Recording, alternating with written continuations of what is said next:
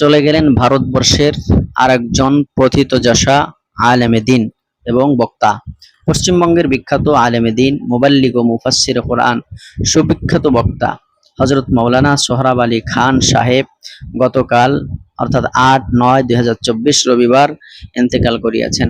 ইন্না লিল্লাহি ওয়া ইন্না ইলাইহি রাজিউন। আল্লাহ তাআলা তাহারকে জান্নাতের উচ্চ মাকাম দান করুক। তিনি সম্পর্কে মুফতি নাসিরউদ্দিন চাঁদপুরী সাহেবের শ্বশুর মশাই ছিলেন। মরহুমের মাগফিরাত কামনায় সকলের কাছে দোয়ার বিশেষ আবেদন রইল।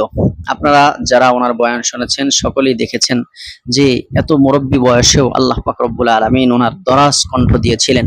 উনি ওনার কণ্ঠে যখন ওয়াজ করতেন, কোরআন তেলাওয়াত করতেন, যতই তেলাওয়াত করতেন ততই শুনতে মন চাইতো। আল্লাহ পাক রব্বুল আলামিন ওনার সমস্ত খিদমাগুলোকে কবুল করেন। আল্লাহ তাআলা ওনাকে জান্নাতের উচ্চ মাকাম নসিব করেন।